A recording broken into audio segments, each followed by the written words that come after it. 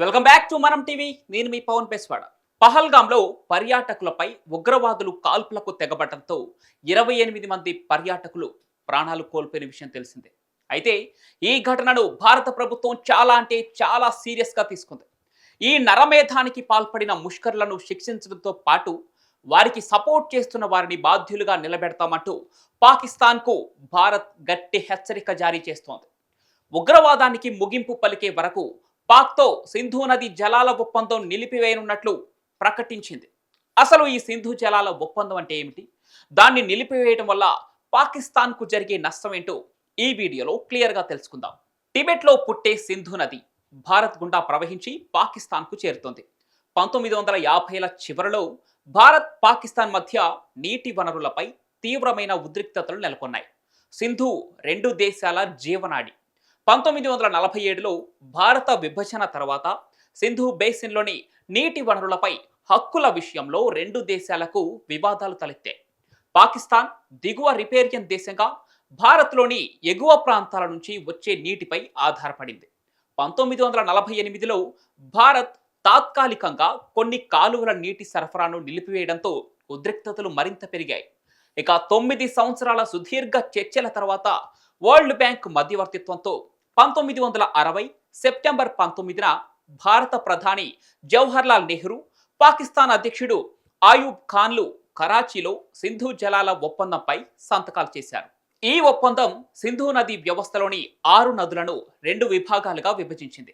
తూర్పు నదులు రావి, బియాస్, సట్లెజ్ భారత్కు పూర్తి నియంత్రణ ఇవ్వగా, పశ్చిమ నదులు సింధు, జీలం, చీనాబ్ పాకిస్తాన్కు కేటాయించబడ్డాయి. ఇక సంఖ్యాపరంగా చూస్తే సింధు వ్యవస్థలోని 260 బిలియన్ క్యూబిక్ మీటర్ల నీటిలో భారత్కు 20% తూర్పు నదుల నుంచి పొందగా, పాకిస్తాన్ 80% పశ్చిమ నదుల నుంచి పొందుతుంది. భారత్ పశ్చిమ నదుల నీటిని నాన్ కన్సెప్టివ్ ప్రయోజనాలకు, హైడ్రో పవర్, నావిగేషన్, ఫిష్ కల్చర్కు ఉపయోగించవచ్చు. కానీ నీటి ప్రవాహాన్ని గణనీయంగా మార్చే ఆనకట్టలు నిర్మించడం చేయకూడదు. ఈ ఒప్పందం ఒక శాశ్వత ఇండస్ కమిషన్ను ఏర్పాటు చేసింది. ఇందులో ఇరు దేశాల నుంచి ఒక్కో కమిషనర్ ఉంటారు. వివాదాలకు చర్చల ద్వారా లేదా న్యూట్రల్ ఎక్స్పర్ట్స్ ఆర్బిట్రేషన్ కోర్టు ద్వారా పరిష్కరించడానికి వీలుంటుంది. అయితే ఈ ఒప్పందం దాదాపు 6 దశాబ్దాలుగా 1965, 1971 యుద్ధాలు, అనేక ఉద్రిక్తతల మధ్య కూడా కొనసాగింది. 2016 ఉరి దాడి, 2019 పుల్వామా దాడుల తర్వాత భారత్ ఈ ఒప్పందాన్ని రద్దు చేస్తామని బెదిరించినప్పటికీ అది అమలులోకి రాలేదు. అయితే పహల్గాం దాడి తర్వాత, అంటే ఇప్పుడు భారత్ ఈ ఒప్పందాన్ని నిలిపివేస్తున్నట్లు అధికారికంగా ప్రకటించింది. ఈ నిర్ణయం పాకిస్తాన్పై తీవ్ర ప్రభావం చూపనుంది. పాకిస్తాన్ ఆర్థిక వ్యవస్థలో వ్యవసాయం 23% వాటాను కలిగి ఉంది. దేశంలోని 68% గ్రామీణ జనాభాకు ఇదే జీవనాధారం. సింధు నదీ వ్యవస్థ నీరు దేశంలో 90% సాగునీటి అవసరాలను తీరుస్తుంది, ముఖ్యంగా పంజాబ్, సింధ్ ప్రాంతాల్లో. సింధ్ బేసిన్ సంవత్సరానికి 154.3 మిలియన్ ఎకర్ ఫీట్ నీటిని సరఫరా చేస్తుంది. ఇవి గోధుమ, వరి, చెరకు, పత్తి వంటి పంటలకు చాలా కీలకం. ఒప్పందం నిలిపివేతతో భారత్ సింధు, జీలం, చీనాబ్ నదుల నీటి ప్రవాహాన్ని తగ్గించే ప్రయత్నం చేస్తోంది. ఇది పాకిస్తాన్లో వ్యవసాయ ఉత్పత్తిని తీవ్రంగా దెబ్బతీయనుంది. ఇక పాకిస్తాన్లో నీటి నిల్వ సామర్థ్యం తక్కువగా ఉంది. మంగ్లా, తర్బెలా ఆనకట్టలు కలిపి కేవలం 14.4 మిలియన్ ఎకర్ ఫీట్ నీటిని నిల్వ చేయగలవు. ఇది దేశ వార్షిక నీటి వాటాలో 10% మాత్రమే. నీటి కొరత వల్ల పంటల దిగుబడి తగ్గటం, ఆహార లోటు, గ్రామీణ ప్రాంతాల్లో ఆర్థిక అస్థిరత ఏర్పడే అవకాశం ఉంది.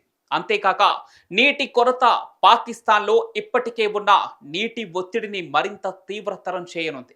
అయితే ఈ నిలిపివేత వల్ల వెంటనే నీటి ప్రవాహం ఆగిపోదు.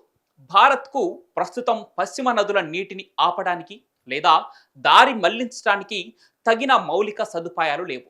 జీలం, చీనాబ్లపై హైడ్రో ఎలక్ట్రిక్ ప్రాజెక్టులు పాకల్దుల్, రాట్లే, కిరు, సవాల్కోట్ పనులు జరుగుతున్నాయి. వీటిని పూర్తి స్థాయిలో అమలు చేయడానికి కొన్ని సంవత్సరాలు పట్టవచ్చు. ఈ ఒప్పందం నిలిపివేత సాంకేతిక సమావేశాలు, డేటా షేరింగ్, నీటి ప్రవాహ నోటిఫికేషన్లను ఆపివేస్తోంది. ఇది పాకిస్తాన్లో అనిశ్చితికి, భయాన్ని సృష్టిస్తోంది. రాజకీయంగా ఈ చర్య పాకిస్తాన్లోని సైనిక పౌర నాయకత్వంపై ఒత్తిడిని పెంచనుంది.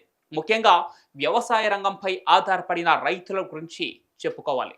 ఇప్పుడు ఈ ఒప్పందం రద్దుతో భారత్ నుంచి పాక్కు నీటి ప్రవాహం వెంటనే ఆగకపోయినా రానున్న రోజుల్లో పాక్ ప్రజలు నీరు లేక అల్లాడిపోవడమే కాకుండా పంటలకు నీరు అందక వ్యవసాయం నిలిచిపోయే ప్రమాదం పొంచి ఉంది. ఫలితంగా పాకిస్తాన్ ఎడారి ప్రాంతంగా మారే అవకాశం లేకపోలేదు.